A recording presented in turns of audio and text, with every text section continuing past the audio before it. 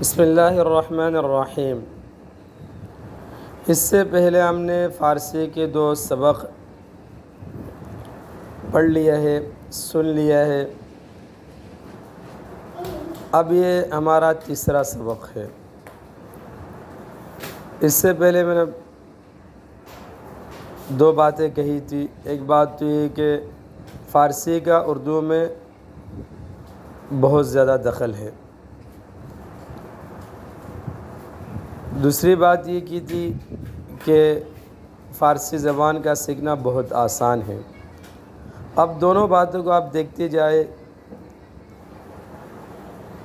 مثلا آزمودن، یہ فارسی کا لفظ ہے، آزمودن آزمانا۔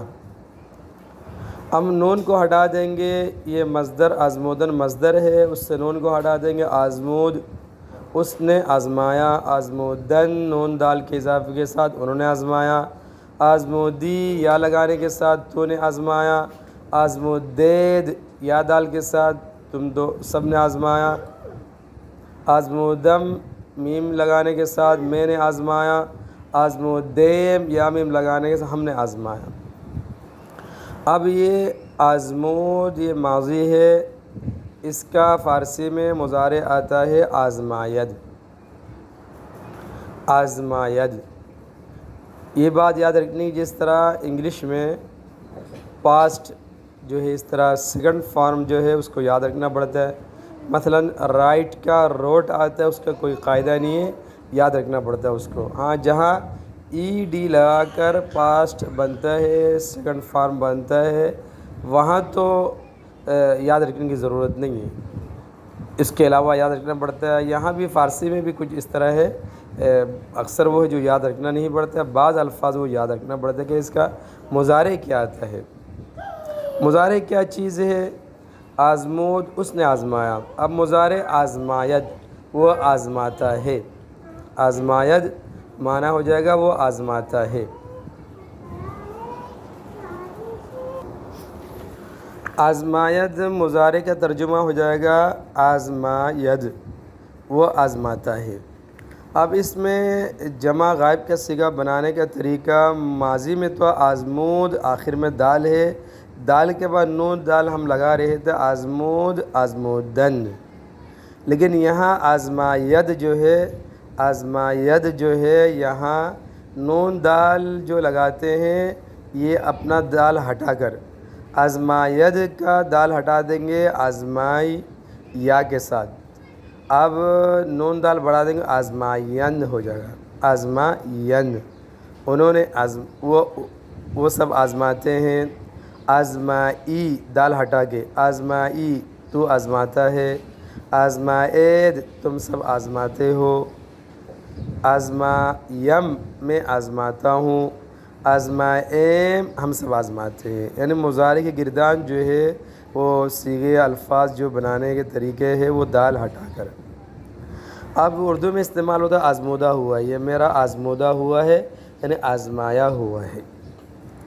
اسی طرح ہم ایک لفظ استعمال کرتے ہیں، اس کام کا آغاز ہو رہا ہے، آغاز یہ فارسی لفظ ہے، آغازیدن شروع کرنا، آغازیدن شروع کرنا، آغازید اس نے شروع کیا، آغازیدن انہوں نے شروع کیا، آغازیدی تو نے شروع کیا، آغازیدید تم سب نے شروع کیا، آغازیدم میں نے شروع کیا، آغازیدیم ہم نے شروع کیا۔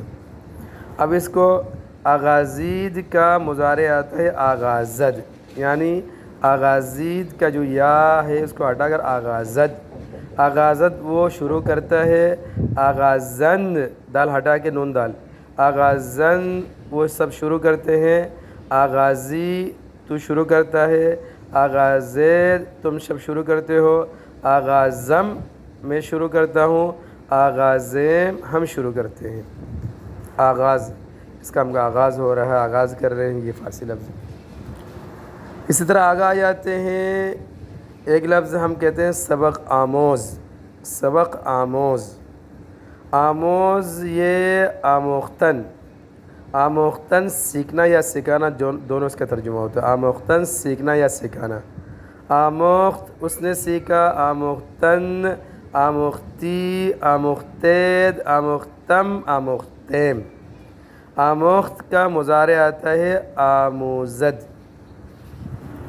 آموزد وہ سیکھتا ہے یا سکھاتا ہے، آموزند وہ سب سیکھتے ہیں یا سکھاتے ہیں، آموزی، آموزید، آموزید، آموزم، آموزیم۔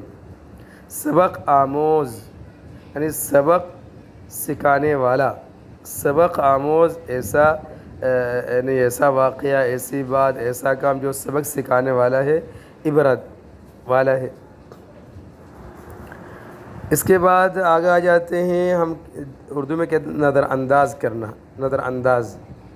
انداز جو ہے یہ فارسی لفظ ہے، انداختن ڈالنا، انداختن ڈالنا، انداخت اس نے ڈالا، انداختن انہوں نے ڈالے، انداختی، انداختید، انداختم، انداختیم۔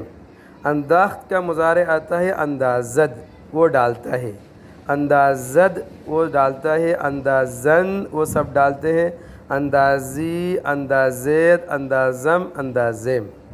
تو نظر انداز نظر ڈالنے والا، انہیں نظر دوسری طرف ڈال دے، نظر انداز کر دے، بے رخی کرنے کے معنی میں استعمال ہو، تو اس کی یہ اصل لفظ انداز جو ہے فارسی لفظ ہے۔